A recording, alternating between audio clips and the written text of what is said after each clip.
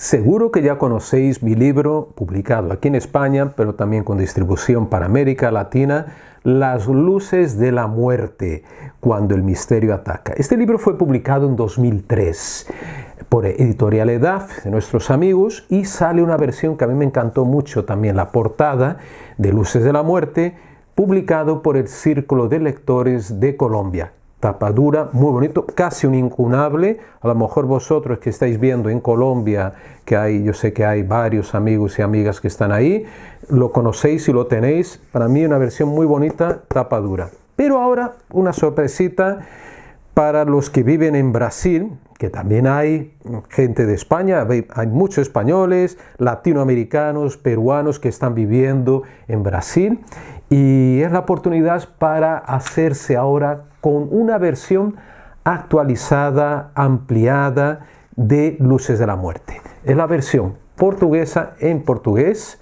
de quando os UFOs atacam, casos de agressões e mortes no Brasil y no mundo.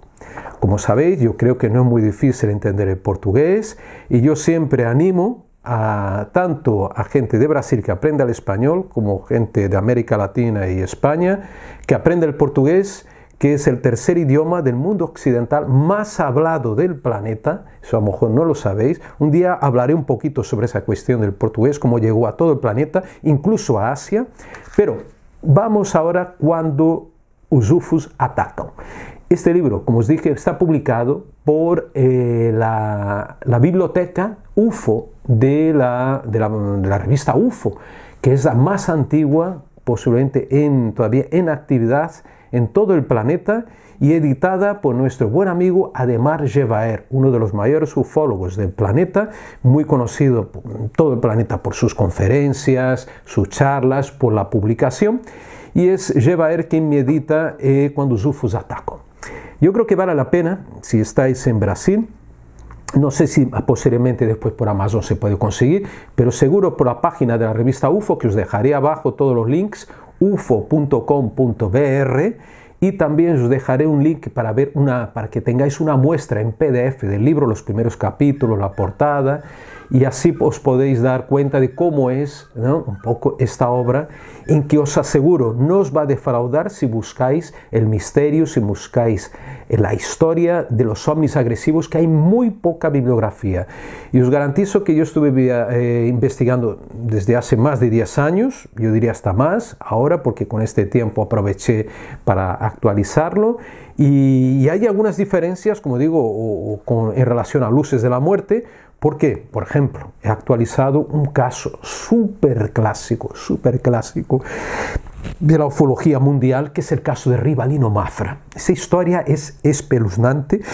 Ya hablé sobre él, creo que en 2 oportunidades en Cuarto Milenio, de nuestro buen amigo, querido amigo Iker Jiménez. Hice un reportaje que yo consideré extraordinario porque la primera vez que se desveló en televisión la verdadera historia de este hombre que supuestamente desaparece abducido en el año 62, a finales del 62, en Minas Gerais, en Diamantina, una zona rural de Brasil. Y no se sabe nada de este hombre hasta que en 2004 nuestro buen amigo Claudio Suenaga localiza parientes de la víctima o del desaparecido y desvela uno de los casos más tremendos. Vamos poco después a Diamantina y allí empezamos a destapar esta historia. No os daré spoiler porque es una historia, bueno, a mí me ponen los pelos de punta lo que pasó con Rivalino, fue terrible. Ese reflejo también de una sociedad, ¿no?, rural muy agresiva, de los famosos coronéis de Brasil, que son los terratenientes, los apoderados, esta gente que domina determinados cotos, determinadas zonas rurales, y que hacen lo que bien quieren con la gente como si fueran sus esclavos. Es una historia muy dura, os garantizo, pero está en este libro. Pero hay otras historias que atribuimos realmente al fenómeno ovni que son extraordinarias. Una de mis historias favoritas es el caso de la isla dos caranguejos, la isla de los cangrejos, en Maranhão, y este caso ocurre a principios de los años 80. Hay una víctima también mortal. supuestamente provocada por el fenómeno ovni. Es una historia muy compleja. Yo cuento con muchos detalles, incluso localizo a uno de los testigos, al señor Apolinario, y lo que descubro es terrible, terrible. Este pobre hombre, lo que padeció, ni os lo cuento. Bueno, os lo cuento en el libro, lógicamente.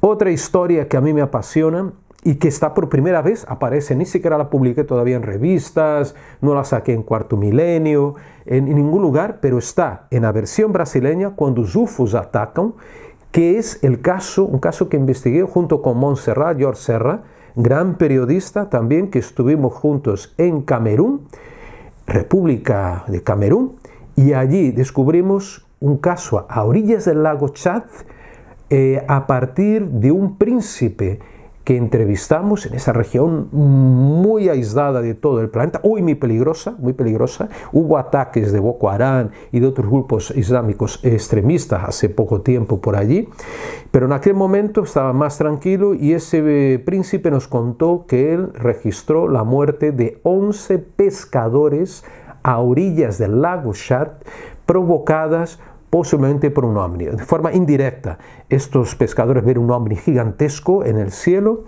al día siguiente se acercan de la orilla del lago, ven un círculo de aproximadamente 30 metros de diámetro, internan, caminan dentro de ese círculo y en los días posteriores van poco a poco, gradualmente van muriendo estos hombres hasta sumar 11 víctimas mortales.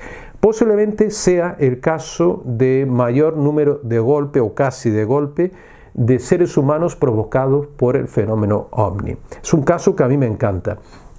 Después el libro, eso sí, preparaos porque hay casos muy duros y con fotos además, casos de mutilaciones humanas, que es una subcategoría dentro de los ovnis agresivos que tratamos.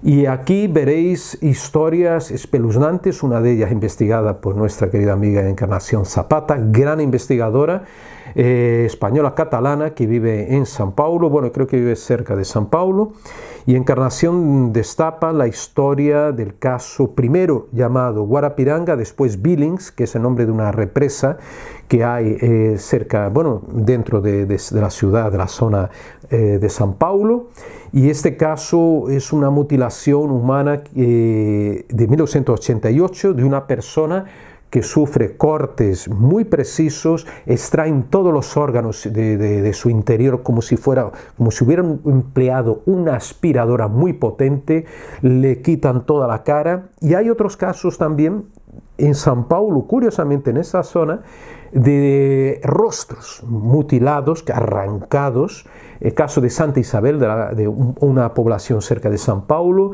de la señora Alcira María de Jesús, de 70 años, después hay otro caso en el año 2000 de una joven de 22 años que tuvo también mutilación de rostro, Alessandra Martins. En el Río Grande do Sur, un caso investigado por Carlos Alberto Machado, muy interesante, que es el caso Livio Correia de 1995, en que le extirpan los dos ojos a un pobre señor. Bueno, historias terribles. Y en Guatemala, un caso también investigado por Jaime Castellanos, nuestro amigo de Guatemala, y este caso transcurre en 1996, todo más o menos en esa época, años 80, 90 y principios de 2000, en que un zapatero de una población guatemalteca aparece con el rostro arrancado, y los indígenas y vecinos de la región habían visto por la noche una extraña criatura voladora sobrevolando la casa del zapatero. En la época, estamos hablando de chupacabras aproximadamente.